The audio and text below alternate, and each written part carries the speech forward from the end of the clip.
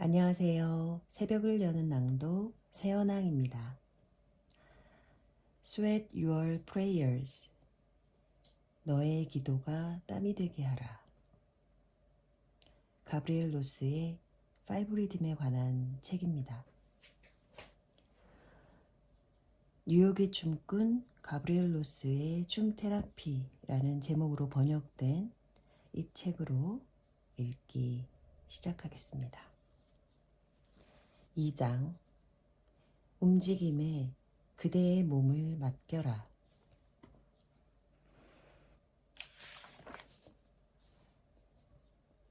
우리가 일할 때 신은 우리를 존중하고 우리가 춤출 때 신은 우리를 사랑한다.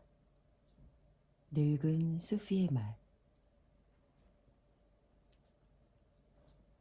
나는 맨허튼에서도 가장 열기가 가득한 헬스클럽 옆 건물의 다락방에 살았다. 하지만 헬스클럽 멤버는 아니었다. 운동기구들은 내게 별 흥미를 주지 못했다.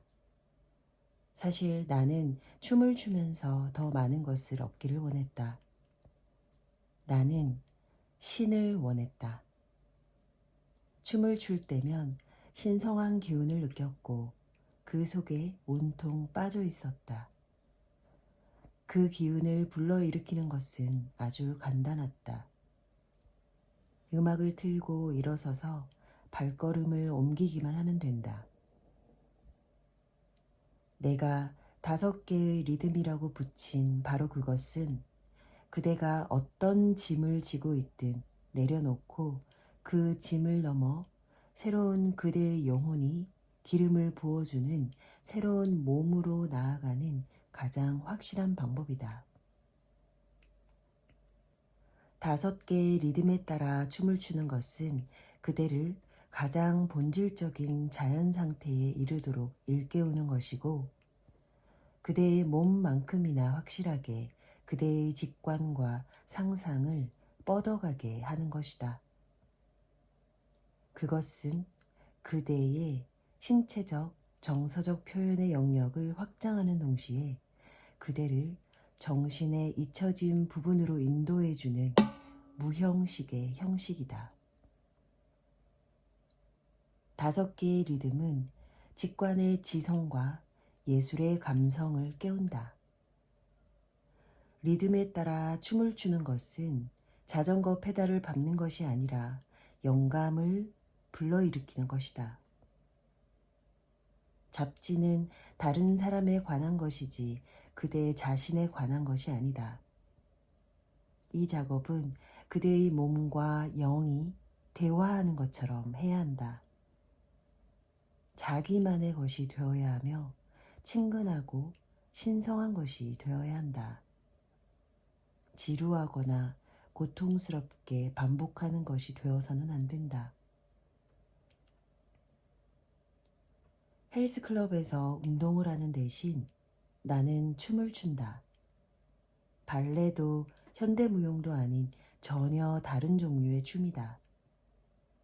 나는 오래전에 발견했던 5가지 리듬을 몸과 영혼을 위한 작업으로 매일 드리는 영적 예배인 움직임의 패턴으로 증류시켰다. 영적 예배는 전체에 대한 깨어있음과 섬세한 부분에 대한 주의 깊음을 모두 놓치지 않는 의식화를 필요로 한다. 다른 일과 마찬가지로 영적 춤에서 배우는 것은 그대가 그 동작에 대해 의식하는 만큼 얻어진다. 영적 행위는 또한 수련을 요한다. 다시 말해서 하려는 의지와 행위에 몰입함을 말하며 신체뿐 아니라 정신, 정서를 드러내는데 몰입하는 것을 말한다. 창조적인 본성의 충만한 힘을 느끼게 함으로써 그리하여 상처로부터 다시 회복할 수 있게 함으로써 이 동작은 무한으로 가는 길을 가르쳐준다.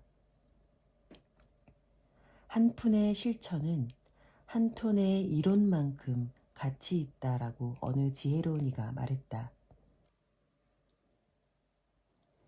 매일 아침 차와 토스트로 식사를 마친 뒤 거실에 나와 짝이 잘 갖춰지지 않은 드럼 세트와 산타페에서 산 오래된 의자 사이 가로 1.8m, 세로 3.6m 공간에 서면 나의 기도를 땀에 적실 준비가 된다. 어떤 날은 미리 샤워를 하고 외출복 차림을 하기도 하고 어떤 날은 무용복을 입는다. 집에서 나는 언제나 맨발로 춤을 춘다. 음악을 선택하기 전에 몇 분간 몸을 움직여 본다. 몸속의 에너지를 잃기 위한 것이다. 에너지가 떨어졌는지 또는 충만한지, 흥분됐는지, 날카로운지, 늘어지는지, 혼란스러운지, 감미로운지. 내가 어떤 느낌이든지 바로 거기에서 시작한다. 그리고 그 느낌이 음악을 선택하게 한다. 오늘 나는 활기찬 느낌이어서 끝없는 파도, 엔드레스 웨이브의 북소리에 맞춰 춤을 시작하려고 한다. 그 음반은 내가 춤추는 이유를 일깨워주는 루미의 자신을 모두 흩날려 버릴 때까지 춤춰라로 시작한다. 예뻐 보이기 위해서라거나 또는 스텝을 완벽하게 밟기 위해서가 아니라 자신을 움직임의 영에 온전히 내맡기기 위해서다. 몸 전체를 머리에서 시작해 발끝까지 움직여가면서 몸의 각 부분을 춤에 의식적으로 내맡긴다. 우선 각 부분을 따로 떼어내서 예를 들면 머리만 움직이다가 서서히 몸의 다른 부분들이 머리의 움직임을 따르게 함으로써 마지막에는 머리가 몸 전체를 리드하도록 한다. 나는 기도하는 마음으로 몸을 움직인다. 나 자신을 춤에 내맡기고 춤이 내면에 있는 뼈와 혈관을 지나 심장과 손을 거쳐 꿈과 희망으로 나아가도록 나를 안내하는 것이다. 나는 내 몸의 각 부분들에 귀를 기울인다. 각 부분의 에너지를 감지하고 각 부분의 이야기가 펼쳐지도록 허락한다. 나의 머리는 모든 선입견과 신념과 도구마들을 가지고 2000년 동안 내 엉덩이를 조종해왔다. 그리고 지금 각 부분들은 잃어버린 시간을 보상하려고 한다. 오늘 그것들은 큰 동작을 흔들며 움직이기를 원한다. 나의 오른손은 아직도 어떤 해묵은 분노, 내가 그 정체를 알아내기도 어려운 어떤 분노를 붙잡고 있다. 나는 두들김 속에서 그것을 깨부수려고 하지만 생각만큼 쉽지는 않다. 오늘 내 무릎은 무기력하게 낑낑거리는 소리를 내지만 내 팔꿈치는 큰 까마귀의 날개처럼 날렵하다. 척추는 늘어지고 구불구불한 느낌이며 내 목의 근육 경련은 나에게 뭐라고 말하는 것 같다. 내가 할 수 있는 것은 마음을 열고 관심을 기울여 몸의 각 부분들이 움직임을 통해 나에게 말하도록 하는 것이다. 몸의 부분들을 감지하며 그들이 자신의 의견과 불평을 털어놓게 하여 마침내 영혼 말고는 아무것도 남지 않은 영으로 충만된 존재의 상태로 나아가는 것이다. 음악은 바뀌어 첫 번째 리듬인 흐름, 플로잉에 와 있다. 나는 가로 1.8m, 세로 3.6m의 좁은 공간을 박차고 나와 발을 올렸다 내렸다 하면서 부엌을 지나 침실로 가고 있다. 거기서 굿을 달린 은빛 여우 목도리가 되고 벽에 걸린 금불상이 된다. 한 바퀴 돌아서 거실로 다시 돌아온다. 숨을 들이쉴 때마다 아랫배의 주의를 기울이면서 내 몸이 모든 종류의 원을 그리며 움직이도록 편안하게 놓아둔다. 오늘은 정말로 이 흐름 속에 푹 빠져 있다. 무겁고 둥글게 혈액처럼 움직인다. 내가 지루함을 느끼기 전에 음악이 바뀐다. 좋아하든 좋아하지 않든 스타카토에 와 있다. 오늘 나는 이 리듬이 좋다. 몸은 수축되어 있고 아랫배 깊은 곳에서부터 숨을 토해내도록 밀어붙인다. 날숨의 강도가 팔을 밀어내어 날카롭게 각이 져 벌어지게 한다. 지금의 내 존재 속으로 공간을 뚫으며 격렬한 춤을 춘다. 그야말로 힘차고 격렬한 에너지에 사로잡혀 뭐든지 해낼 수 있을 것 같은 느낌에 빠진다. 사무실을 말끔히 청소할 수도 있을 것 같은 느낌. 머릿속의 잡념들을 날숨과 함께 내어보낸다. 고양이는 소파에서 나를 쳐다보고 있다. 녀석은 이 리듬을 타지 못한다. 녀석은 내가 자기에게 스타카토를 배웠다는 것을 상상하지도 못할 것이다. 녀석에게 키스를 날려보낸다. 음악은 바뀌어 혼돈, 카오스로 넘어간다. 마치 내가 그 고양이 녀석의 털과 가죽을 가질 수 없고 스타카토의 챔피언인 그 녀석처럼 움직일 수 없다는 사실을 슬퍼하듯이. 혼돈에서는 어떤 생각도 할 수 없다. 그 리듬을 타든지 아니면 생각을 하든지 해야 한다. 그래서 생각들을 머리에서 털어버리고 모든 관심을 발에 기울인다. 발은 등과 어깨와 팔꿈치를 편안하게 풀어놓음으로써 무게중심을 왼쪽, 오른쪽으로 옮겨간다. 좌심방과 우심방의 두들김이 결코 끝날 것 같지 않은 반복음으로 몸 전체를 흔들어 놓는다. 기쁨의 강물이 나를 덮치면서 나는 황홀감과 일체감에 빠진다. 그러나 어느 순간 내 머리는 급회전해서 오늘 해야 할 일들을 떠올린다. 그러자 내 머릿속을 들락거리는 것처럼 박자 사이를 왔다 갔다 하면서 진짜로 혼란스러워진다. 나는 모든 것을 내보내고 오로지 춤에만 열중하기 위해 애쓴다. 물 한 잔을 마시기 위해 잠시 멈춘 다음 다시 박자 속으로 들어간다. 머리의 또 다른 층을 내보냈을 때 바로 박자가 바뀐다. 영혼의 노래, 리리컬에서 드럼은 혼돈에서만큼이나 그칠 줄 모르고 계속 박자를 쏟아냈지만 이번엔 좀 더 가벼운 톤의 박자가 되었다. 나는 발끝으로 춤을 췄는데 그 전과 같은 움직임이지만 다른 마음가짐으로 춤을 추었다. 화분들 곁을 지나칠 때 고무나무가 나에게 눈길을 보냈다. 식물들은 영혼의 노래의 리듬으로 산다.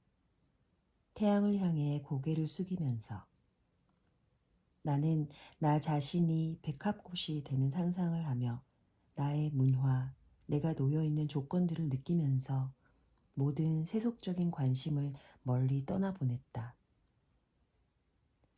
두들김의 박자는 나를 또 다른 차원으로 날려보낸다. 그 차원에서는 내 속에 무지개가 있는 것처럼 빛과 함께 넘쳐 흐르는 느낌이다. 내 발은 날개처럼 가벼워졌고 심장은 불처럼 타오르며 머리는 비워졌다. 이 경이의 상태에서 나는 고요의 춤, stillness, 박자의 호흡 속으로 미끄러져 들어갔다.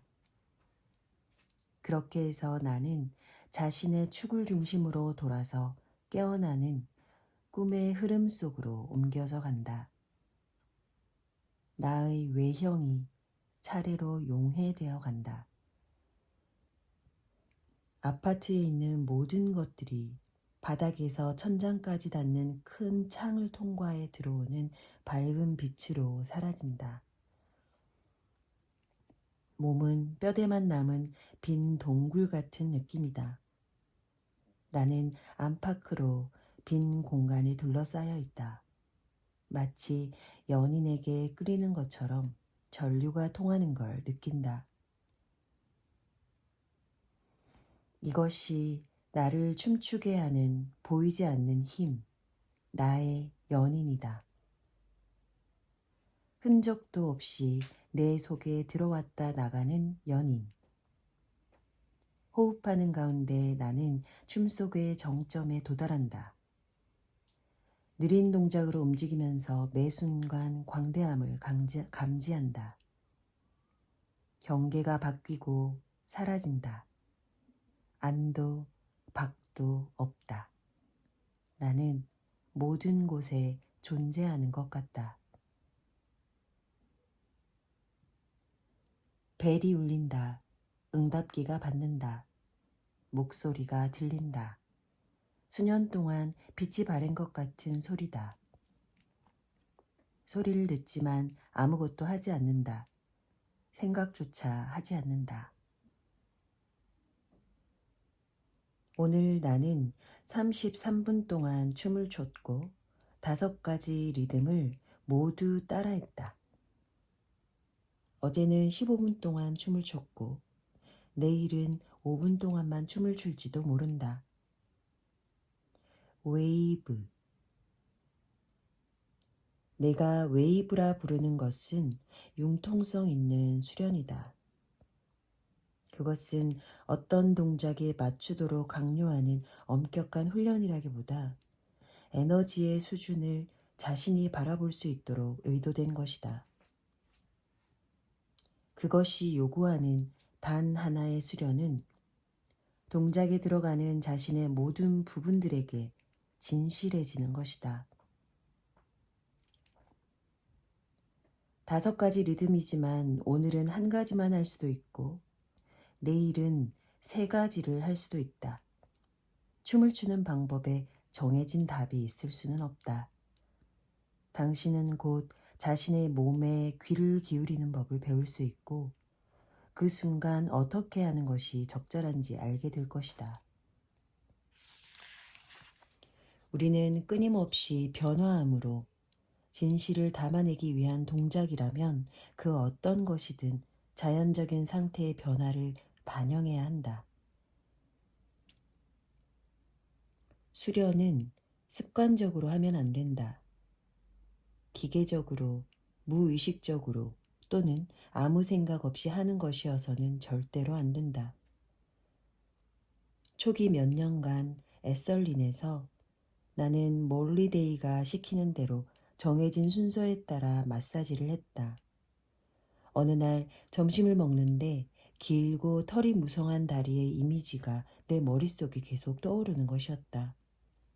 나는 마침내 그것이 그날 아침 내가 마사지한 어떤 남자의 이미지라는 것을 알아냈고 그의 왼쪽 다리의 앞부분을 마사지하지 않았다는 것을 떠올렸다.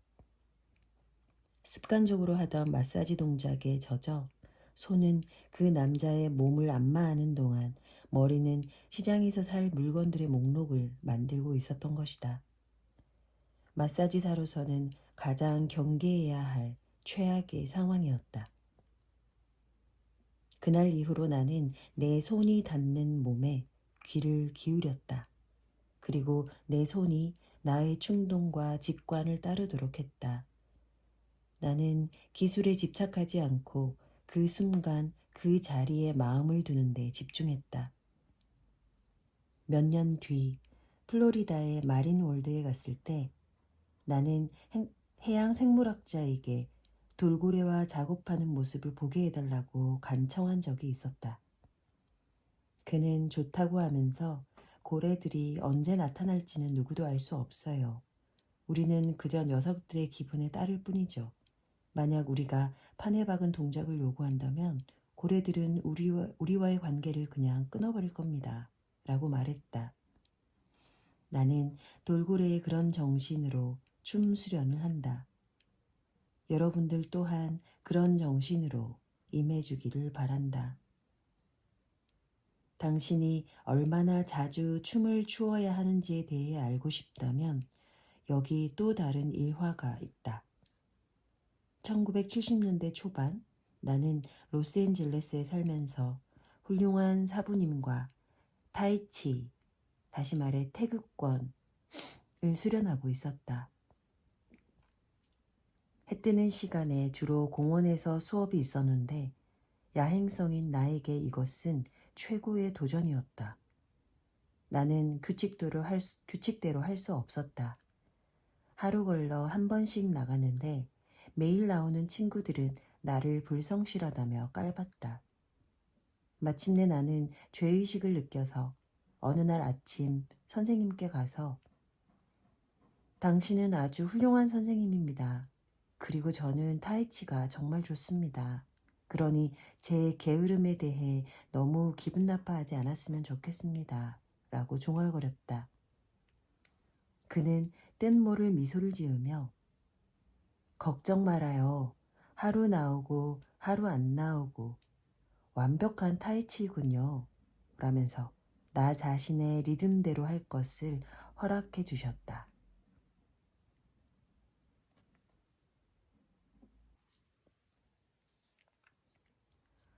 춤추지 못하게 하는 핑계들. 대학을 졸업하기 몇 달 전 친구들에게 고등학교 시절 수업을 빼먹고 싶을 때 써먹었던 모든 핑계들에 대해 물어봤다. 고등학교에서 영어와 드라마 그리고 역사를 가르치게 되었기 때문이다. 나는 120여 가지의 핑계들을 수집했다. 친구들은 과연 창의적이었다. 나는 이렇게 수집된 자료들을 등사기로 인쇄해서 수업 첫날 모든 학생들에게 나누어 주었다. 만약 이 목록에 없는 핑계가 생각나면 반드시 나에게 알려주도록 이렇게 당부하면서 말이다. 다른 선생님들에게는 약간 미안했지만 나는 내가 해야 할 일은 하고야 만다. 당신이 춤출 수 없는 이유를 120가지 정도는 떠올릴 곳이 분명하기 때문에 이 일화를 언급한 것이다. 나는 그 핑계들을 모두 알고 있으므로 별로 놀라지 않는다. 그 가운데 대표적인 10가지 핑계는 다음과 같다. 첫 번째, 나는 나의 몸을 혐오한다. 성질이 급하고 곱슬머리인 내 친구 로리는 라켓볼의 여왕인데다가 항상 차를 빠르게 몰며 늘 껌을 짝짝 씹고 캠핑을 좋아한다. 그녀는 기업 컨설턴트이면서 파트타임 외부 강사로도 뛴다. 그녀는 나무를 오르거나 절벽을 기어오르는 일을 무척 즐기는데 40살 생일인 지난 12월의 어느 비 오는 날 내게 굉장한 이야기를 들려주었다. 30살 생일이 되기 바로 전날 그녀는 20대의 마지막 일몰을 보기 위해 밀 계곡에 있는 타말파 산꼭대기에 올라갔다고 했다. 산꼭대기에 앉아서 자신이 4.5kg의 체중을 줄이기 위해 결사적으로 애쓰면서 보낸 지난 10년을 생각하니 정말 슬퍼졌다고 했다. 40살 생일이 되기 전날 밤 그녀는 다시 그 산에 올라가서 30대의 마지막 해를 바라보았다. 그러나 그녀는 자신의 몸에서 정확하게 4.5kg을 증오하면서 보낸 시간과 에너지를 체중계의 그늘 속에서 살아온 그 20년을 다시 슬퍼할 수밖에 없었다고 말했다. 매일 아침 나는 머리까지 싹 말린 다음 체중계에 올라가 내가 가치 있는 사람인지 알아보기 위해서 말이야. 우리 엄마가 그랬던 것처럼. 그녀의 어머니 역시 평생을 4.5kg과 싸우면서 보냈다는 것이다. 그 4.5kg이 너에게 가장 중요한 부분일 거야 라고 나는 그녀에게 말했다. 그 4.5kg이 대대로 내려오는 가부라고 생각해봐. 그리고 차라리 기쁘게 받아들여. 그 4.5kg은 네 몸의 나머지 54kg과 다르지 않아.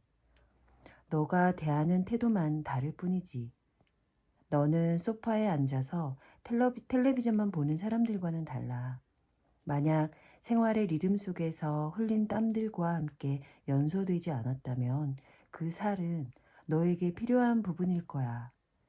모든 사람들이 다 팬케이크에 건포도를 박아놓은 것 같은 젖꼭지에 사춘기 소년의 엉덩이를 가진 말라깽이가 다 될 필요는 없잖아. 너는 고유한 너만의 모습으로 만들어줬고 그렇기 때문에 신성한 거야.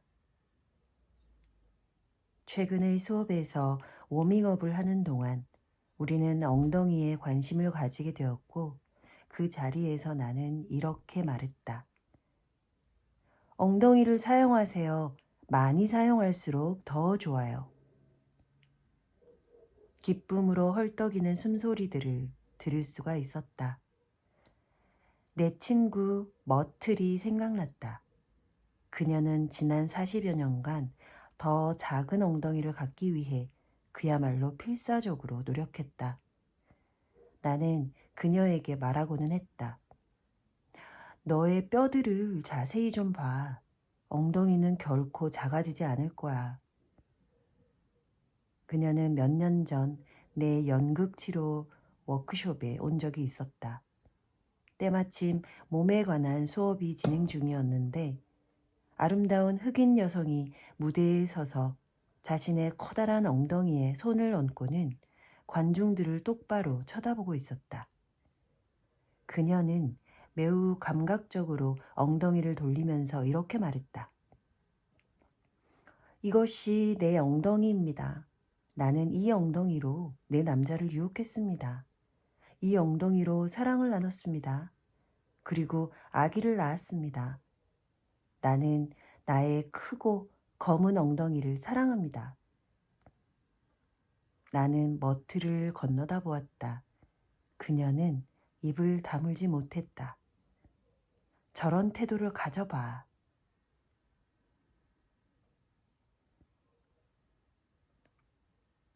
두 번째, 나는 춤 안 춰.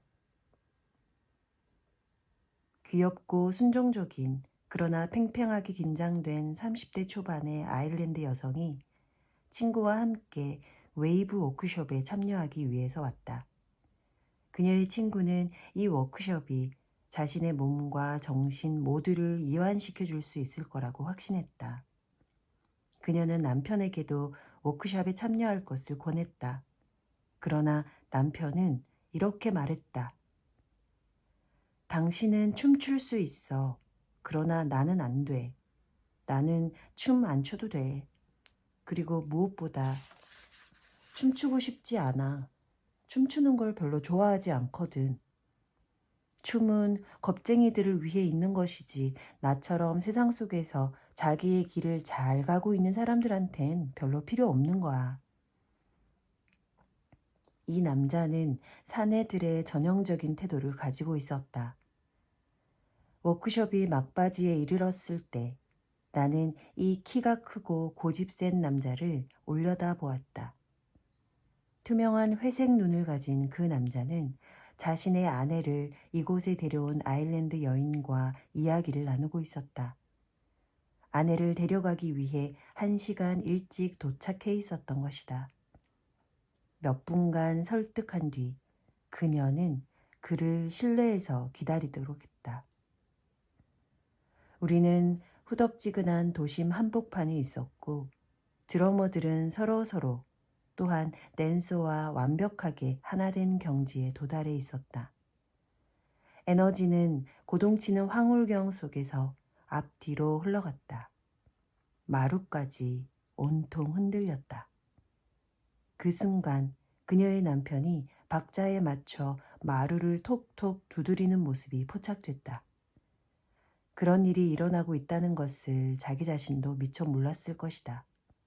마침내 무릎이 이완된 그는 손으로 박자를 세기 시작했다. 자기가 춤추지 않는 사람이라는 것을 잊어버린 것이다. 몇 주 뒤에 아일랜드 여성으로부터 들은 바에 따르면 워크숍 마지막 날에 자신에게 전화를 걸어 고마움을 전하면서 그녀가 전에 없던 열정으로 남편을 유혹했다고 말했다. 그 리듬이 그들의 침대를 온통 흔들어 놓은 것이다. 그 다음 날 그 남편이 그녀에게 물었다. 언제 그 워크숍 다시 갈 거야? 세 번째, 너무 늦었어. 나는 늙었거든. 내가 60대 중반에 에블린을 처음 본 것은 에설린에서 열었던 여름 워크숍에서였다. 그녀는 방 한 귀퉁이에서 물러서서 잔뜩 움츠리고 있었다. 마치 날개를 접어 품속에 감춰둔 은빛 비둘기 같았다. 나는 그녀의 눈에서 두려움을 보았다. 그리고 과연 그녀가 어떻게 워크숍을 마칠지 궁금했다. 사실 이 수업은 뜨거운 호르몬이 넘치는 육체파 독신들로 가득 차서 수업 내내 열기가 끓어오르고 있었기 때문이다.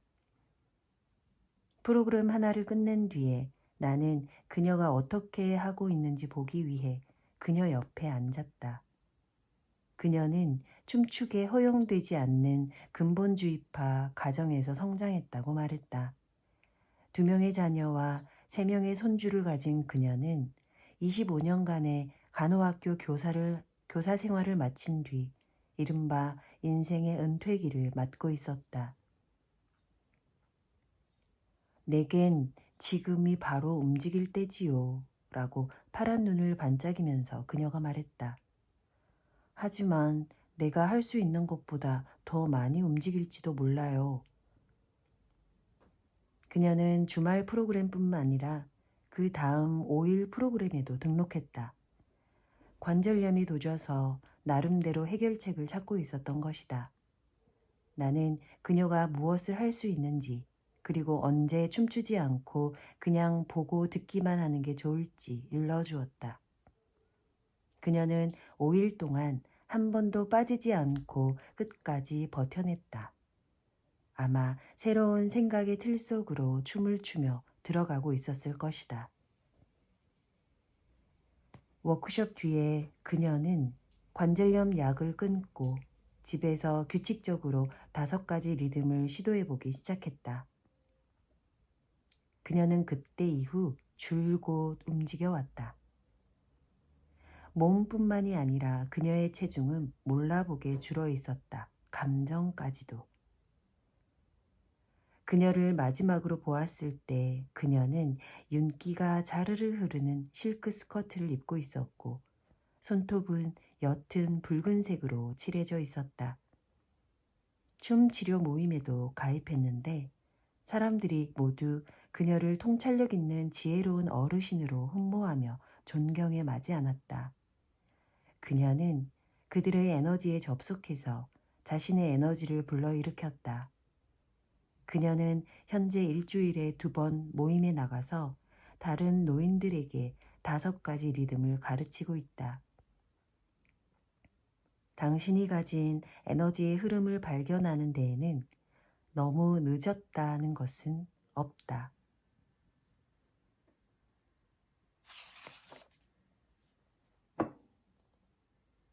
네 번째, 나는 시간이 없어. 나의 학생 가운데 어떤 응급실 의사는 16시간 근무하고 교대를 한다. 늘 환자들과 이런저런 충격적인 사건들 속에서 일하지만 병원 문을 나선 뒤에는 워크맨을 켠 다음 신발을 벗고 해방의 춤을 추면서 일에서 받은 모든 긴장들을 날려보낸다. 여러분들이 위치에 있는 세계를 바꾸는 데는 단 2, 3분밖에 걸리지 않는다. 5번째, 나는 리듬 감각이 없어. 당신은 리듬이다. 핵물리학자에게 물어보라. 그는 우주가 끊임없는 움직임 가운데 있으며 아마 그 움직임이라는 우주의 원리에서도 당신도 예외가 아니라고 말할 것이다. 당신은 숨쉰다, 걷는다, 먹는다, 사랑의 행위를 한다. 당신은 이 모든 것을 리듬에 맞춰서 하고 있다. 나는 리듬 감각이 없어 라고 말할 때조차도 그 말에 리듬이 있다. 움직임은 우주의 성질이고 당신은 그 속에 있으므로 움직여보는 것이 어떻겠는가? 6번째, 나는 너무 우울해서 움직일 수가 없어. 우울은 막혀있는 에너지, 표출되지 않은 슬픔이다. 우울을 뛰어넘는 단 한 가지 방법은 움직이는 것이다. 친구이면서 내 수업을 듣는 야코브라는 학생이 어느 날 내게 전화를 걸어 다음과 같이 말했다. 길고 집중력을 요하는 워크숍을 지도한 뒤 막 집에 도착하자마자 전화가 울렸다는 것이다. 에이즈에 걸린 그의 가장 친한 친구 네일이 오랜 투병 끝에 숨을 거두었다는 소식을 전하는 호스피스 간호사의 전화였다. 그는 곧바로 연습실로 가서 촛불을 켜고 문을 닫고 음악을 튼 뒤 그 친구가 남긴 분노, 그의 찢어지는 슬픔 속을 통과하며 춤을 췄다는 것이다. 나는 음악을 최대한 높이고 네일에게 소리 지르기 시작했어요. 그가 남긴 모든 기억과 가르침을 가지고 나는 생각했죠. 왜 장례식까지 기다려야 해? 촛불을 켜고 그 친구의 영전에 나의 모든 광란의 춤을 바쳤어요. 그의 춤에 대해 생각했죠. 그 어떤 박자도 왜 그의 춤을 붙들지 못했는지. 영혼의 노래 리리컬처럼 예민한 감각으로 어떻게 1000가지 리듬을 춤으로 만들었는지. 나는 울었어요. 그리고 춤을 추었지요. 울다 다시 춤을 추고 웨이브와 웨이브를 넘으면서 말이죠. 나는 내 친구에게 말했어요. 너의 편안한 죽음을 위해 기도한다고. 그리고 너가 친구로 이어줬음에 감사한다고. 고요의 춤 속에서 나는 그의 움직이지 않는 볼에 키스하는 모습을 상상했어요. 그의 눈물을 맛보면서 말이죠. 춤은 나를 편안하게 해주었고 그를 떠나보내는데 큰 도움을 주었죠. 우리 삶에 위기가 찾아올 때면 왜 영적 수련으로 일주일에 몇 시간씩 보내야 하는지 깨닫게 된다. 우리를 지탱하고 있던 바닥이 꺼져 나갈 때 춤은 당신의 안전망이 된다. 7번째, 나는 에너지가 충분하지 않아. 작가로 활동하고 있는 친구는 모든 에너지를 저작 활동을 위해 비축하고 싶어 한다. 그녀는 마음을 고요하게 가라앉히기 위해 참선 자세로 앉는다. 나는 그녀에게 말한다. 마음을 고요하게 하는 가장 빠른 방법은 몸을 움직이는 것이라고. 움직임은 언제나 그렇게 작용한다. 더 깊게 춤출수록 보다 많은 에너지를 얻게 된다. 왜냐하면 에너지를 가로막는 모든 찌꺼기들을 방출해버리기 때문이다. 모든 무기력은 부정적인 사고로 전환된다. 움직임을 억압하는 것이 움직임에 내맡기는 것보다 더 많은 에너지를 소모한다. 그것이 바로 소진이다. 8번째, 나는 처리해야 할 더 중요한 문제들이 많아. 때때로 나는 벽에 부딪혀 해결책을 찾을 수 없는 문제들에 직면한다. 그럴 땐 잠시 그 문제에 초점을 맞춘 다음 그것을 춤 속에 던져버리는 것이 도움이 된다. 최근에 주위 사람들이 자신의 문제거리를 가지고 나에게 오곤 한다. 대출을 다시 받아야 할까요?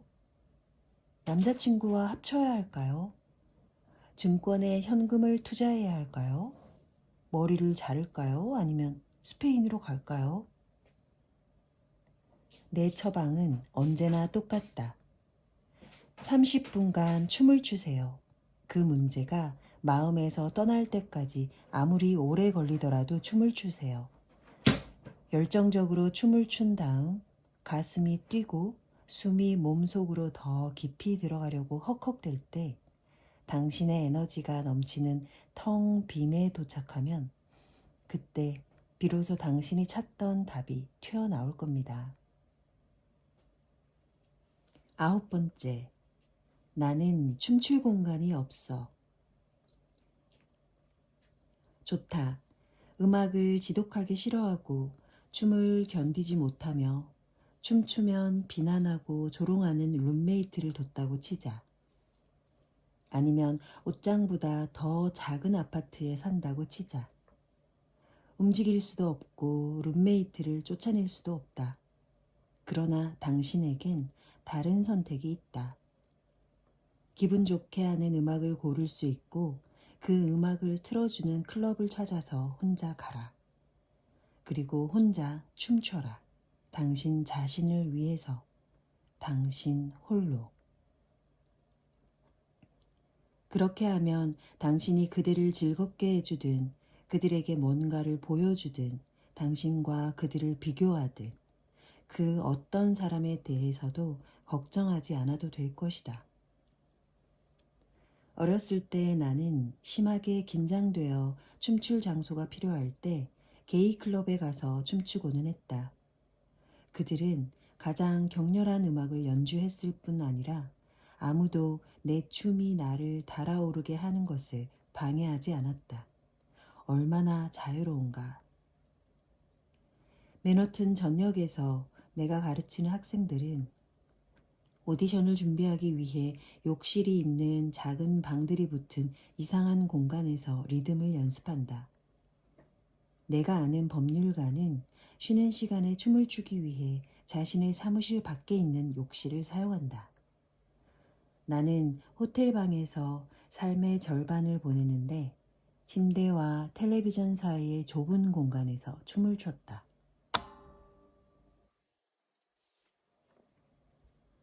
10번째, 나는 부끄러움을 타고 자의식이 너무 강해서 절대로 사람들 앞에서 춤을 추지 않는다.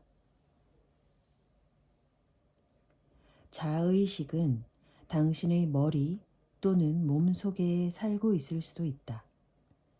춤을 출 때 빼고는 엄청나게 부끄러움을 타는 학생이 있다. 그러나 음악이 시작되면 그는 벌떡 일어난다. 춤을 추는 것이 마치 권리라도 되는 것처럼 주저없이 가장 뻔뻔스러운 자아를 풀어놓는다. 그는 춤에서 안식을 얻는다. 왜냐하면 춤은 그가 협박당하거나 말문이 막히는 느낌을 받지 않는 유일한 공간이기 때문이다. 누가 보든지 전혀 개의치 않는다. 춤을 멈추고 베일이 다시 그를 덮을 때까지는 말이다. 또 다른 학생은 전자동 입을 가지고 있다. 적어도 머릿속에서는 자기가 원하는 어떤 사람이든 될 수 있는 카멜레온 인간이다. 그녀는 너무나도 자명한 생물학적 사실들을 위장하기 위한 별난 인용구들, 이를테면 셰익스피어의 인용구로 상대방을 압도할 수도 있다. 그러나 움직이기 시작하면 그녀는 곧바로 해질 무렵 활락가를 배회하는 10대처럼 보인다. 그녀는 자신의 몸에 맞지 않게 살고 있다. 그리고 그것이 얼마나 불편한 것인지에 대해 예민하게 지각하고 있는 것이다. 자의식은 스펀지보다도 더 강력하게 생명력을 흡수해버린다. 자의식을 통과하는 것 말고는 다른 출구가 없다. 자의식이 나를 강타할 때 나는 그것을 과장해서 캐릭터 댄스로 재구성한다. 마치 어떤 사람을 연기하는 배우처럼 말이다. 그럼으로써 나는 내 자의식에 대해 약간의 통찰을 얻는다. 즉, 자의식에 대처하는 가장 효과적인 무기는 유머 감각이다. 자의식은 움직이지 않는다. 그것은 마치 레코드의 홈에 낀 먼지와 같다. 아이러니컬한 것은 이런 자의식의 상태에서 우리는 모든 사람이 나를 보고 있다고 생각한다. 사실은 이런 종류의 행동은 어떤 사람의 관심도 끌지 못한다. 자기 자신의 관심 외에는 말이다. 그대가 필요로 하는 단 하나의 춤 강좌. 오래된 고든 길만 의지했는데 춤 속에서 팔은 긴 날개가 되고 변명의 마음을 끊어버린다. 코라 그린힐.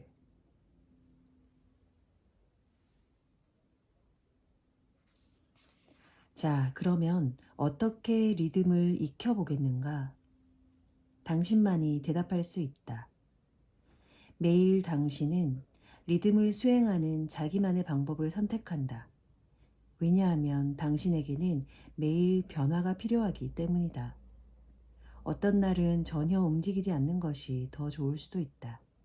오늘은 깊게 그리고 천천히 그러나 아주 적게 움직여야 할 수도 있고, 그런가 하면 내일은 아주 야성적인 혼돈, 카오스 춤으로 에너지를 불러일으킬 필요가 있을지도 모른다. 이상적으로 말하면 당신은 매일 리듬 속에서 산다. 그러나 당신에게는 시간이 별로 없다. 어떤 때는 전혀 시간이 없다. 그래서 전철역으로 가는 길에, 주차장에서 또는 사무실로 올라가는 엘리베이터에서 리듬을 타볼 수도 있다. 때때로 아이들은 당신에게 단 한순간의 여유조차 주지 않을지도 모른다. 그렇다면 그 아이들과 함께 리듬을 타보도록 유혹할 수도 있다. 때때로 당신은 음악에 접근할 수조차 없을 수도 있다.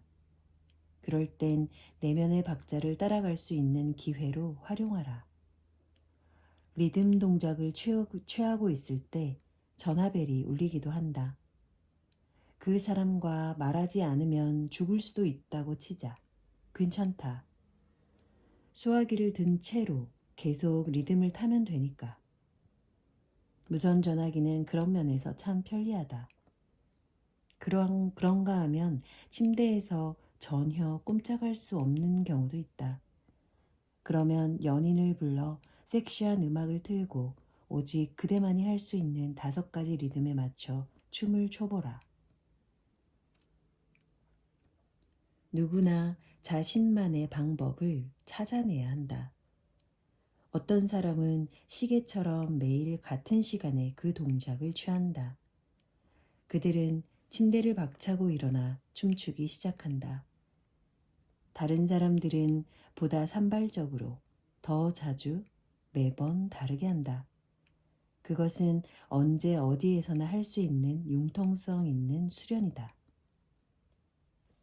식당에서 저녁 식사를 마친 뒤에 남편과 나는 때때로 걸어서 집까지 가곤 하는데 어떨 땐 50블록이나 되는 거리를 거의 의식하지도 못한 채 걷기도 한다. 나는 이런 시간을 내 걸음의 리듬을 느끼는 기회로 여긴다. 겨울에 나는 큰 걸음으로 빠른 흐름을 타며 움직인다. 반면에 여름에는 걸음걸이가 느려진다. 남편이 있을 때 나는 그를 위해 속도를 내고 그는 나를 위해 걸음을 늦춘다. 그가 하겐다즈에서 커피를 사기 위해 멈추면 그를 기다리는 동안 내 호흡의 고요의 춤과 거리의 혼돈을 바라보면서 또한 지나가는 사람들의 독특한 춤을 바라보면서 구석에 조용히 서 있다.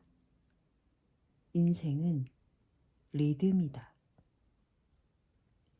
리듬에 따라 움직이는 것은 당신의 인식과 관심을 당신이 이미 간직하고 있는 에너지에 적용시키는 것뿐이다. 움직임의 수련은 모든 창조적인 에너지를 흘러가게 하는 것이다. 그것은 몸을 단지 이완시키는 것만이 아니다. 움직임은 가슴을 열고 마음을 비우는 것이기도 하다. 무엇을 느끼든 어딘가에 사로잡혀 있든 춤 속으로 녹아 들어간다. 당신은 자신의 표면에서부터 움직여 나간다. 그리고 더 깊고 지혜로운 모든 존재들에게서 내면의 통일성을 느끼는 당신에게 가 닿는다. 리듬은 원시의 생명수로 우리를 데리고 간다. 그래서 우리는 다시 신선해지고 풍부해지며 우리 존재에 충실해진다.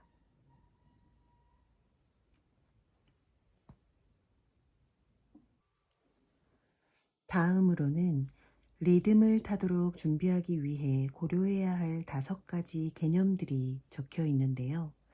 첫 번째로는 목적지, 방향, 두 번째는 공간, 세 번째는 바라보기, 인식하기, 행동하기, 네 번째는 호흡, 다섯 번째는 음악, 그리고 이 외에 몇 가지 기타 제안들이 적시되어 있고요.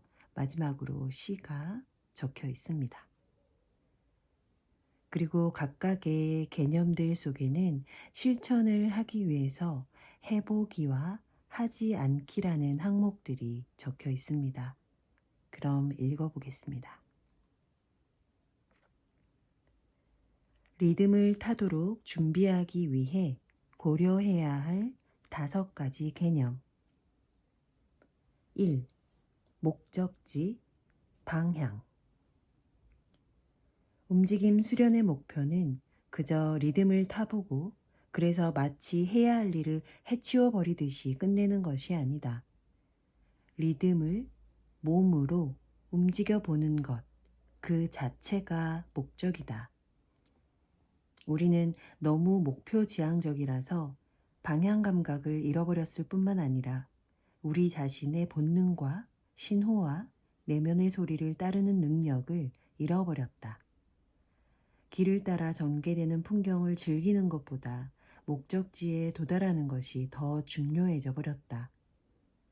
나는 이것을 미국 중서부에 위치한 심리치료재단의 8명의 환자들로부터 배웠다. 그들은 2주 동안 춤치료를 위해 나를 찾아왔다. 그들이 발을 질질 끌면서 치료실로 들어왔을 때 눈에는 힘이 없었으며 몸에는 어떤 몸짓도 남아있지 않은 것 같았다. 나는 가슴이 아팠다. 그들과 무엇을 해야 할지 아무 생각도 떠오르지 않았다. 그들이 문을 통과해 들어오는 것을 기다리는 것만으로도 나의 모든 재능이 사라져 버리기에 충분했다. 그들은 자아로부터 너무 멀리 떨어져 있어서 거기에 가 닿는 것은 불가능해 보였다. 나는 내가 낼 수 있는 가장 매혹적인 목소리와 손가락으로 내게 오라고 신호를 보냈다. 그들이 내 쪽을 향해 비틀거리며 다가오는 모습을 지켜보다가 너무 가까이 왔다 싶을 때 나는 됐어요. 훌륭해요. 이제 뒤로. 라고 말하면 그들은 내가 그만 멈춰서 옆으로 움직이라고 말할 때까지 다시 터벅터벅 뒤로 걸었다. 처음엔 한쪽으로, 그 다음엔 다른 쪽으로. 그런 다음 이제 그 자리에서 삥 돌아보세요 라고 말했다. 다섯째 날 주름살이 있는 머리와 눈썹이 짙은 한 젊은이가 이 동작을 하는 동안 웃고 있는 게 보였다. 나는 이것을 성공의 신호로 읽었다. 우리는 매일 이 동작을 연습했고 그들의 반응은 매일 조금씩 조금씩 나아졌다. 마침내 두 번째 주의 마지막 시간에는 대중음악의 박자에 맞춰서 걷기 명상을 하게 했다. 마침내 마지막 시간에 그들 속에서 뭔가가 부서져 나가면서 잃어버렸던 방향 감각이 되살아났다. 그들은 앞으로 움직일지 뒤로 갈지 옆으로 움직일지 아니면 그 자리에서 돌지 스스로 결정하기 시작했다.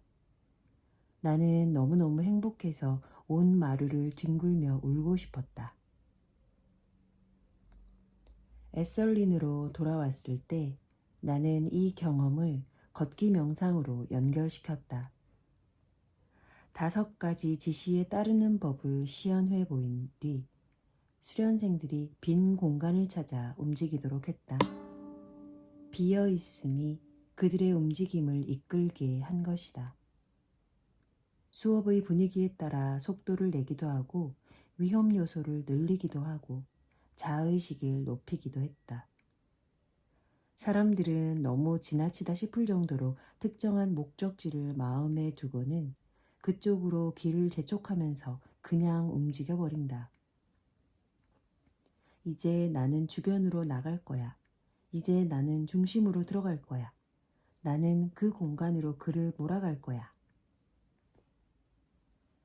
특정한 목적지로 자신을 몰고 가는 것과 목적지가 없는 것은 동전의 양면과 같다.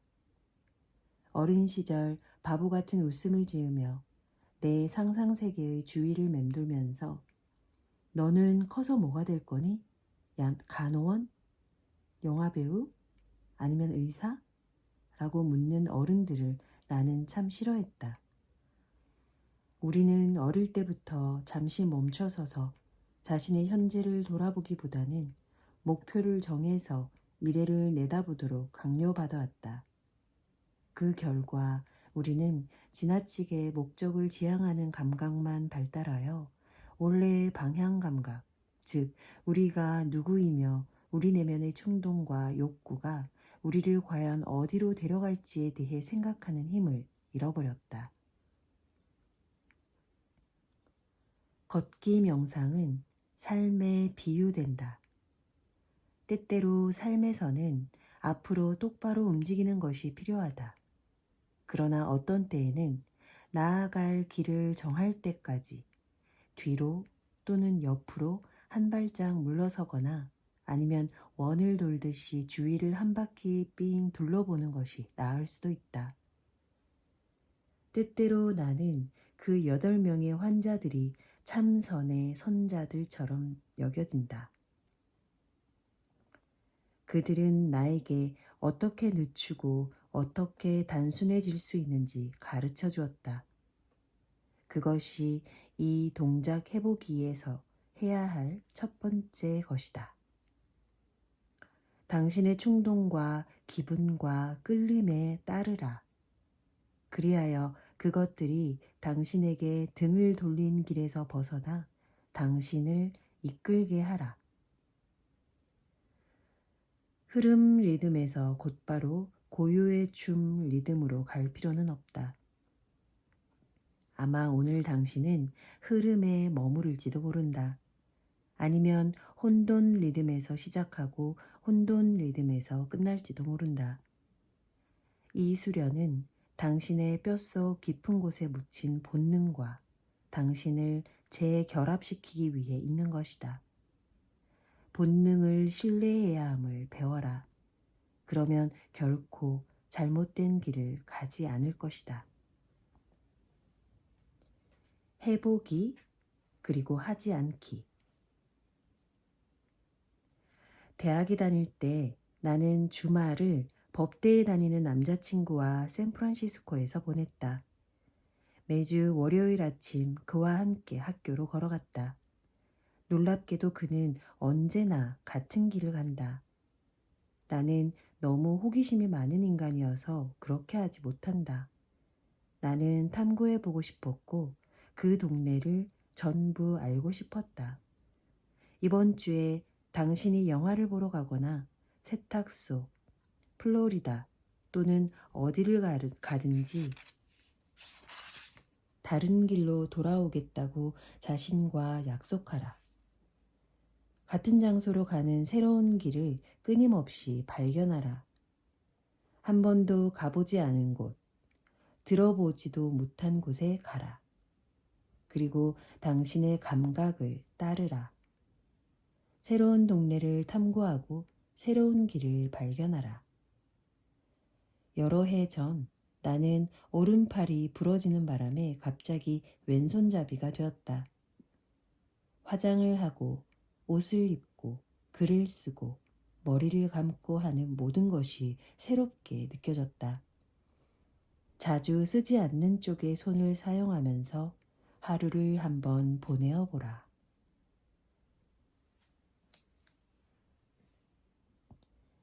2. 공간. 때때로 그룹을 지도할 때 교실이 처음에는 진짜로 비좁게 느껴진다. 한 워크숍에 200명을 집어넣고 춤을 추면 그들은 공간에 대한 집착 때문에 여유가 있을 때조차도 공간이 충분하지 않다고 생각하기 시작한다. 교실이 너무 작다는 신념이 공간을 채워서 마침내 공간이 복잡하게 느껴지는 것이다. 걷기 명상과 다른 작업들을 수행할 때 나는 다른 사람의 몸이나 몸의 일부분이 차지하지 않는 공간으로 초점을 옮긴다. 그러면 신기하게도 마치 모세가 바다를 가른 것처럼 비좁은 교실이 갑자기 빈 공간으로 활짝 열리게 된다. 각자가 옆 사람이 모든 공간을 잡아먹었다고 생각하면서 불평하는 대신 빈 공간을 찾을 때 기적이 일어나는 것이다. 어느 더운 여름날 밤 우리는 아프리카 밴드의 음악을 듣기 위해 트램프라는 이름의 댄스 클럽에 갔다. 클럽은 사람들로 꽉 차 있었다. 드럼 연주자들은 한 번에 한 명씩 무대에 올라가서 각자가 한 곡씩 노래를 불렀다. 그 다음 베이스와 기타가 들어왔고 가수가 함께 했는데 그 폴리리듬, 괄호 열고 대조적인 둘 이상의 리듬이 동시에 연주되는 것, 괄호 닫고. 그것은 정말 끝내주는 것이었다. 우리는 모두 각자의 춤에 깊이 빠져 있었으므로 거기에 사람들이 빽빽히 들어차 있다는 생각을 전혀 할 수가 없었다. 우리의 공간은 큰 바다였다. 회전하는 엉덩이들로 가득한 큰 바다. 집단으로 걷기 명상을 하는 것은 간단하다. 그냥 걸으면서 빈 공간을 찾는 것이다. 한 교실에서 100명의 사람들이 박자에 맞춰 움직이며 돌다가 빈 공간이 생길 때 각자가 방향을 바꾸면 혼란스러워질 수도 있다. 그러나 혼돈 속에서 놀라운 질서와 패턴의 감각이 생겨난다. 혼돈 속에서 우리는 자신의 운명을 발견한다. 최근에 한 여성이 나에게 이 명상을 하는 것이 그녀의 삶을 바꿨다고 말한 일이 있다. 그녀는 자신의 삶에서 빈 공간을 찾지 않았다는 것을 깨달았다. 그녀는 자기가 어디에 있는지 생각하는 대신 다른 사람들이 가지고 있는 것을 원하거나 다른 사람이 있는 자리에 자기가 있어야 한다고 생각했었다는 것이다. 워크숍에서 한 남성은 교통이 아주 혼잡하고 위험스럽기까지 한 카트만두에서 금방 돌아왔다고 말했다. 거기에는 규칙이나 법 따위는 없다고 했다. 하루는 무서운 속도로 달리고 난 다음 그가 운전기사에게 물었다. 어떻게 당신은 아무런 규칙도 없이 이 교통지옥에서 살아남았지요? 그러자 운전사는 빙긋 웃으며 이렇게 말했다는 것이다. 나는 빈 공간으로 달려요. 해보기, 해보지 않기. 클럽에 가라. 그리고 빗줄기처럼 몸과 몸 사이를 움직여 빈 공간을 찾아라. 이것이 명상이 되게 하라. 당신의 흐름을 끊지 않으며 다른 사람들이 끼어들지 못하도록 하면서 좋은 잔디밭을 걷거나 숲속에서 움직여라. 빈 공간이 나오면 춤을 추면서 빈 공간 속으로 들어가라.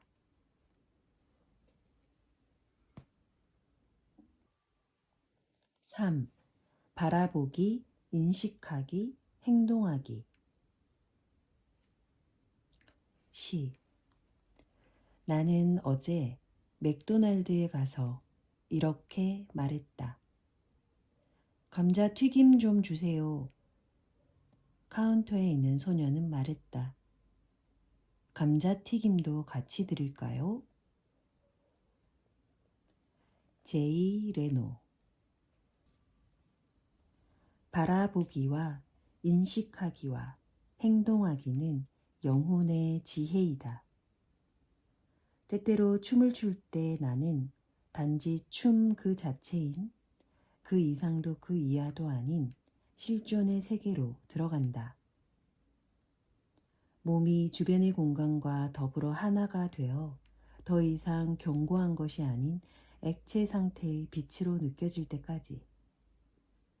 이러한 상태에서 분리의 느낌은 인식의 넓은 영역으로 녹아 들어간다. 이 인식은 몸에 의해서 제한되는 것이 아니라 오히려 몸이 인식에 의해 결정되는 것이다. 몸 안에는 인식의 영역 안에서 움직이는 중심, 내 초점을 바꾸는 나의 부분인 바라보기가 있다. 그 중심이 다른 곳에 묶여 있지 않으면 그것은 내 본능과 직관의 중간인 배 부분에 있을 것이다. 움직이라는 신호를 기다리면서 말이다. 인식이 추상적인 것만큼 바라보기는 구체적이다. 바라보기와 인식하기를 발달시키는 것은 수련을 필요로 한다. 내게 있어서 이 수련은 춤이다. 가장 큰 도전은 인식을 머리가 아닌 몸속에 간직하는 것이다. 머리는 수십만 가지 방법으로 나를 미혹시킬 수 있다. 춤추면서 인식을 발에 정박시키고 바라보기를 몸의 특정 부분으로 옮겨보라. 이상적인 상태에서 바라보기는 인식의 영역에서 돌아다니는 의식의 한 지점이어야 한다. 인식은 숲이고 바라보기는 나무들이다. 춤을 출 때 나의 초점은 내 치통 속으로 옮겨갈 수도 있고 내가 원하는 만큼 그것에 아낌없이 관심을 줄 수도 있다. 그러나 그것이 아픔을 멈추게 하지는 않을 것이다. 나는 행동을 취해야 한다. 의사를 부르는 것이다. 바라보기는 받아들이는 여성적인 에너지인 인식과 밖으로 향하는 남성적인 에너지인 행동 사이를 잇는 다리이다. 해보기, 해보지 않기. 이 순간 당신이 어디에 있든지 책을 읽고 있다면 단어들의 주의를 기울이면서 발을 자각해보라. 땅에 대지 않고 있다면 발을 땅에 내려놓아라. 그리고 발 아래에 있는 지구를 느껴라. 호흡이 얼마나 자동적으로 이루어지고 있는지, 그리고 어깨는 얼마나 긴장돼 있으며 배는 얼마나 텅 비어 있는지 알아차려라. 자각이 이루어졌을 때 우리는 머리 끝부터 발끝에 이르는 공간 속에서 우리의 몸에 어떤 일이 일어나고 있는지 알게 된다. 걸어라. 그리고 당신의 의식을 다시 발로 가지고 가라. 이 인식을 하루 종일 잊지 말고 해보라. 슈퍼마켓이나 은행에서 줄 서서 기다리는 동안, 또는 신호등이 파란불로 바뀌길 기다리는 동안에도, 또는 달걀 프라이를 하는 동안에도 당신의 발이 지구를 딛고 있음을 인식하라.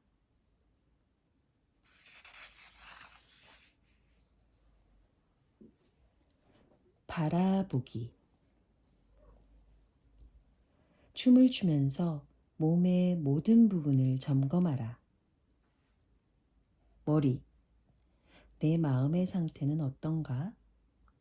어깨. 어깨가 쪼이는 느낌인가? 어깨는 무엇을 붙잡고 있는가?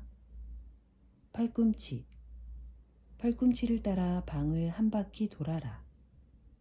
오른손. 오른손이 당신에게 뭐라고 말하고 싶어 하는가? 왼손. 왼손은 오른손과 다르게 느끼는가? 그렇다면 어떻게 다른가? 뼈. 느슨한가? 조여 있는가? 뼈를 하나하나 분리시켜라. 벽에 기대고 서라. 바닥에 드러누워라. 뱀처럼 움직여라. 가슴. 처져 있는가? 헐떡이고 있는가? 어떤 마음가짐, 그리고 어떤 느낌이 살아있는가? 엉덩이. 수많은 이야기가 숨쉰다. 엉덩이가 하고 싶은 이야기는 어떤 것일까? 무릎. 무릎이 긴장되어 있는가? 이완되어 있는가? 어떤 상처가 있었는가? 무릎은 뭐라고 말하는가? 발. 발의 어떤 부분으로 걷는가? 일하는 걸음걸이, 발레하듯이 걷기, 뾰족 구두 걸음으로 걷기.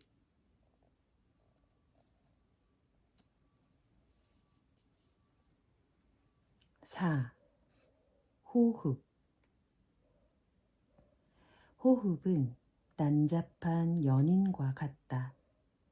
당신이 방금 들이마신 호흡은 조금 전에 다른 사람 속에 있었던 것이다.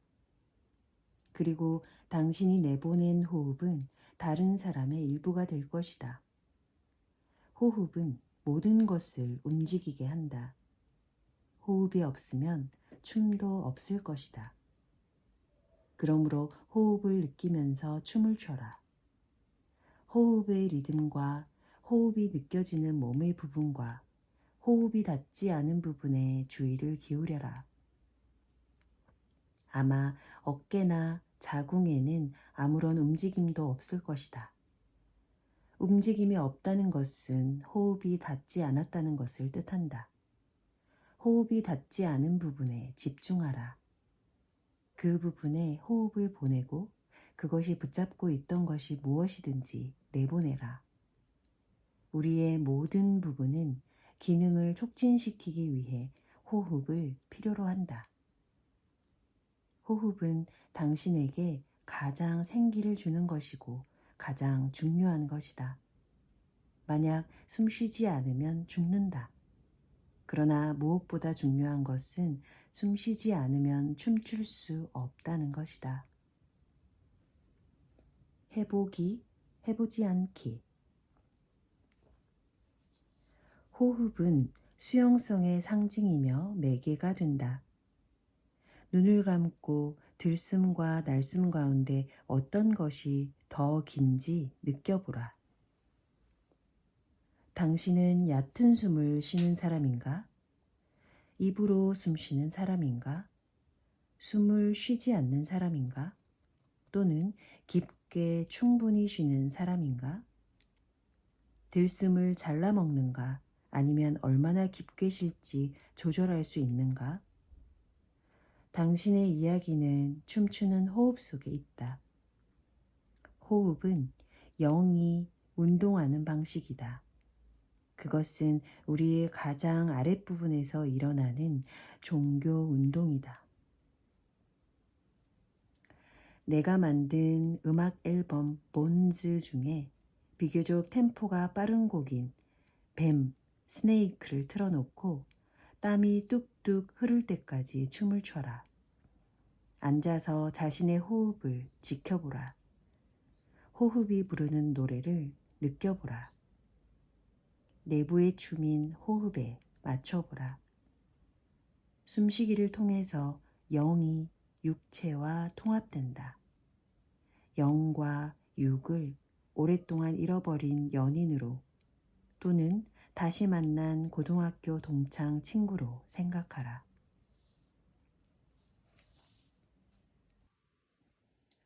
5. 음악. 5가지 리듬은 어떤 종류의 음악에도 맞춰서 해볼 수 있다.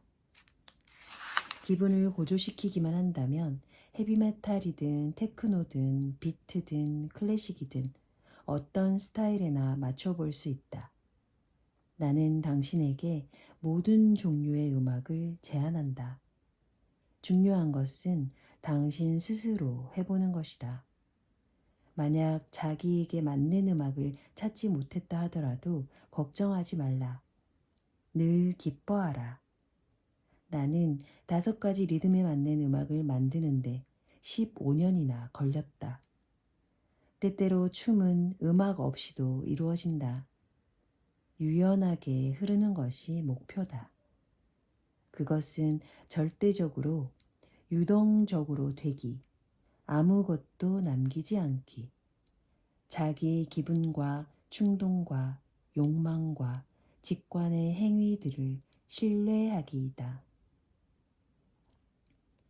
음악을 선택할 때 당신은 리듬을 경험하기 위한 무대를 준비하고 있는 것이다. 그날의 춤에서 하고자 하는 것을 지지해 주는 것이 바로 의식적인 선곡이다.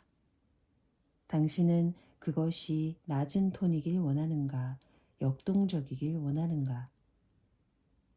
당신은 스타카토 리듬에 접속할 필요가 있을 수도 있다. 그래서 무거운 4분의 4박자의 로큰롤을 찾는다. 또는 뭔가 다른 것이 당신을 스타카토로 데려갈 것이다. 볼륨을 높이고 그대의 온몸으로 박자와 리듬을 들어보라. 해보기, 하지 않기. 문을 닫고 커튼을 치고 열정적인 곡을 골라 볼륨을 높여라. 이제 마루에 누워서 몸이 스피커가 되는 것을 느껴라. 온몸으로 음악을 느껴라. 머리, 어깨, 팔꿈치, 척추, 아랫배, 손, 넓적다리, 무릎, 종아리, 발에 귀를 기울여라. 음악이 당신을 통과하게 하라. 음악의 진동을 모든 부분에서 느껴보라. 어느 부분이 저음이고 어느 부분이 고음인가? 어떤 악기가 당신의 가슴을, 엉덩이를 당기는가? 그 음악을 다시 틀고 이번에는 몸을 움직여라. 음악에 대한 새로운 자각을 가지고 춤을 추어라. 무엇이 당신의 주된 리듬인지 알아내기 위해 음악을 사용할 수 있다. 당신의 생활이 무성 영화라고 상상하고 물러앉아 바라보라. 며칠을 정해서 아침부터 저녁까지 당신이 움직이는 것을 관찰하라. 먹고, 옷 입고, 걷고, 이야기하고, 기다리고, 배회하는 등의 일상적인 움직임들을 하면서 말이다. 당신은 어떤 박자로, 어떤 빠르기로 움직이는가? 소리에 귀를 기울여라. 당신의 일상생활에 가장 맞는 음악은 무엇인가?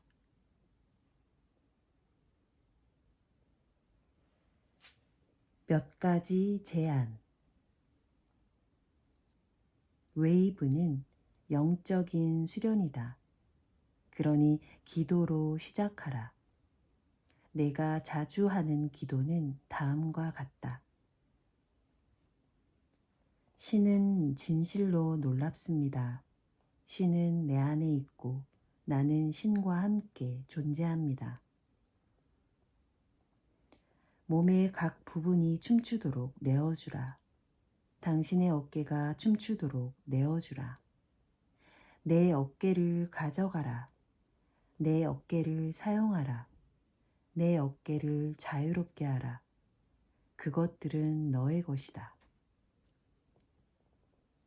그리고 그대의 어깨가 몸의 다른 부분들을 춤으로 이끌게 하라. 팔꿈치, 손, 척추, 엉덩이, 무릎, 발. 아니 몸의 구석구석으로 나머지 부분을 이끌게 하라. 당신의 모든 것을 춤에 맡겨라. 춤이여 나를 가져가. 나를 써서 내 깊은 곳으로 나를 옮겨줘. 당신의 온 몸이 깨어날 때까지. 에너지를 끌고 가는 것과 따라가는 것의 차이를 아는 것은 균형 감각을 찾는 데 결정적인 역할을 한다. 어떤 사람들은 리드만 할 수 있는 반면 다른 사람들은 따르기만 할 수 있다. 만일 당신이 리더 역할만 한다면 다른 사람들이 리더할 수 있도록 할 필요가 있다. 만약 당신이 뒤따르는 역할로 고정되어 있었다면 누군가가 당신을 따르도록 할 필요가 있다. 어느 쪽이든 균형이 맞지 않으면 분노로 가는 지름길이다. 우리는 어떤 형태로든 자유롭게 행동하는 법을 알 필요가 있다. 돌고래는 누가 리더가 되는지, 그 고래가 지치면 뒤로 물러나고 누구든지 앞으로 오는 고래가 바로 다음의 리더가 된다. 집착하지 않기, 투표하지 않기, 정치하지 않기. 물론 우리는 돌고래와 다르다. 그러나 적어도 우리 자신의 마음속에서는 그렇게 될 수 있다. 이 수련에서 우리는 지도자와 추종자 모두가 되어본다. 우리의 한 부분이 이끄는 동안 다른 부분이 따라가도록 하면서 이러한 방법으로 우리는 여성성을 지키면서도 남성성을 알 수 있게 된다. 노자가 도덕경에서 말한 것처럼 초월의 춤에서는 몸의 어떤 부분이든지 당신을 황홀경으로 데려갈 수 있다. 그것은 손이 될 수도 있고 엉덩이가 될 수도 있다. 춤 속에 빠졌을 때 박자는 당신의 다른 부분들을 부를 것이고 만약 당신이 귀 기울여 몸의 부분들을 따르도록 훈련되어 있다면 듣고 따르고 춤출 수 있을 것이다. 땀을 흘릴 때까지 춤춰라. 그리고 좀 더 춤춰라. 홀로 다른 사람들과 하라. 자주 마음을 담아서 기도하는 마음을 담아서 춤을 춰라. 오늘은 2장까지 읽겠습니다. 감사합니다.